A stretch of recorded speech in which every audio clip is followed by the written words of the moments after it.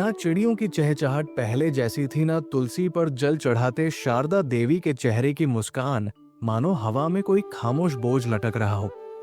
और सूरज भी आज जल्दी छिप जाना चाहता हो। जब प्रभात बाबू की नींद खुली तो बरामदे में चाय की महक नहीं थी।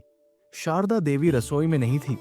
कमरे में सन्नाटा था, बेहद अस्वाभाविक, जैसे कोई अचानक सारी ध्वनियां खींच ले गया हो। उन्होंने ने उठते हुए आवाज लगाई, शारदा चाय नहीं बनी?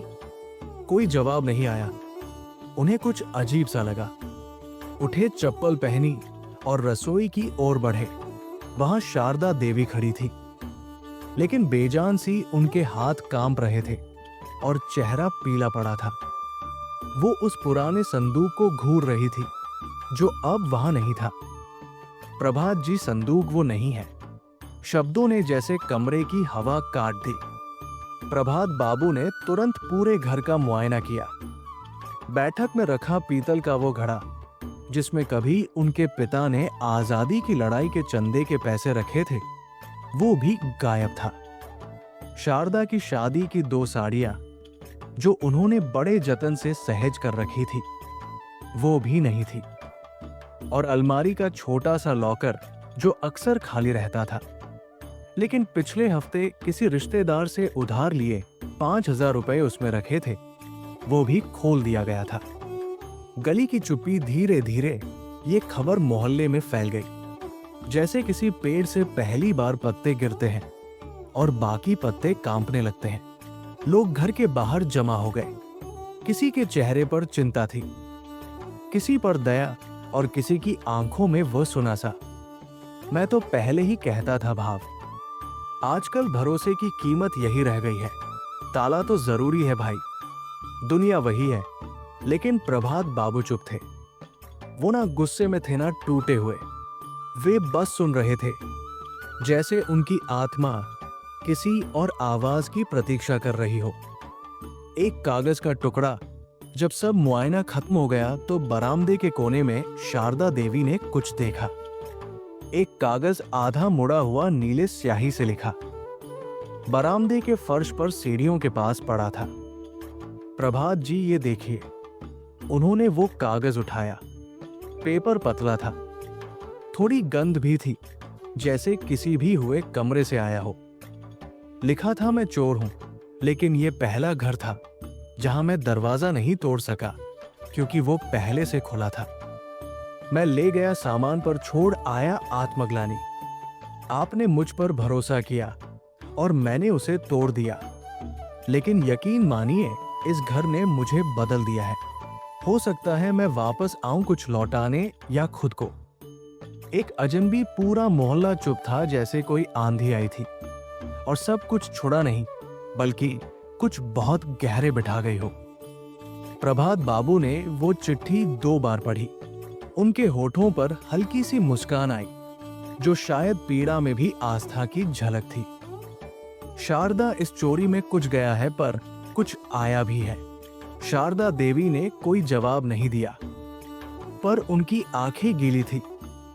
भरोसे की पहली परीक्षा। उस रात घर के दरवाजे पर कोई कुंडी नहीं चढ़ाई गई।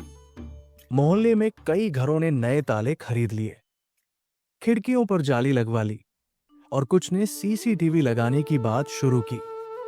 लेकिन उस घर में सब पहले जैसा ही रहा। प्रभात बाबू ने फिर से तुलसी को जल दिया।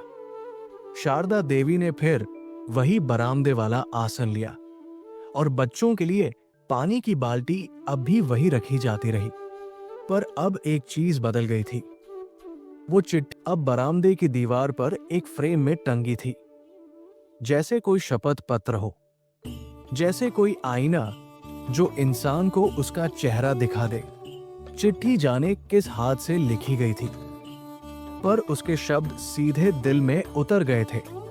उस दिन के बाद प्रभात बाबू रोज सुबह चिट्ठी के पास कुछ देर बैठते, जैसे किसी मौन संवाद में लिप्त हो, जिसे कोई और ना समझे, बस एक बूढ़ा और उसकी आस्था। शारदा देवी कभी कभी उनसे पूछती, क्या आपको सच में लगता है वो लौटेगा? वो मुस्कुराते हुए कहते, जिस दिल में अपराध बोध जन्म ले लेता है वो कभी चैन से नहीं रह सकता। लौटेगा या खुद से भागता रहेगा। वो कौन था? उस अजनबी के बारे में कोई कुछ नहीं जानता था। पुलिस को सूचना देने की बात उठी पर प्रभात बाबू ने इनकार कर दिया। अगर उसे सजा देने से बेहतर है उसे बदलने देना, तो मैं दूसरी राह चुनता हूं। मोहल्ले वालों ने इसे पागलपन कहा, पर धवलपुर में यह पहला पागलपन नहीं था। पहले भी बहुतों ने कहा था इस घर का ताला न लगाना मूर्खता है, लेकिन शायद कुछ मूर्खताएं समाज की नींव बदल देती है। चोर की रात अब दृश्य बदलता है। चलिए उस तरफ चलते हैं जहां से चिट्ठी आई थी। एक तंग सी गली में रेलवे लाइन के पार टूटी हुई छत के नीचे एक लड़का बैठा था। नाम अर्जुन, उम्र लगभग 21 वर्ष। चेहरा झूलसा हुआ नहीं था पर थका हुआ जरूर था। आंखें डरी हुई थी पर अब उनमें कुछ नया था। झिंक उसने चोरी से जो रुपए लिए थे उनमें से आधे तो उसने फेंक दिए थे एक गटर में, बाकी उसके पास थे, पर वो उन्हें छू भी नहीं रहा था, जैसे वो अब अपने हाथों से डरने लगा हो। उसने खुद से कहा, मैंने कभी नहीं सोचा था कि कोई मुझ पर भरोसा करेगा। मुझे आदत थी बंद दरवाजों की, ताले तोड़ने की, पर वो घर उसने मुझे चौंका दिया। उसे याद आया जब वो उस घर में दाखिल हुआ था। कोई आवाज नहीं, कोई डर नहीं। अलमारी खुली, संदूक सामने, कुछ रुपए हाथ में, और फिर उस दीवार पर टंगी तस्वीरें। एक में प्रभात बाबू अपने पोते के साथ हंसते दिख रहे थे, एक में शारदा देवी तुलसी के पास बैठी थी, और एक छोटे बच्चे को पानी पिलाते हुए वो मेरे जैसे किसी को पानी पिला रही थी। बिना सवाल पूछे उसके हाथ कांपने लगे थे, पर वो सामान लेकर चला गया, क्योंकि भूख और आदत ने अब तक आत्मा से लड़ाई जीती थी। पर अब उसके भीतर कुछ हारने लगा था।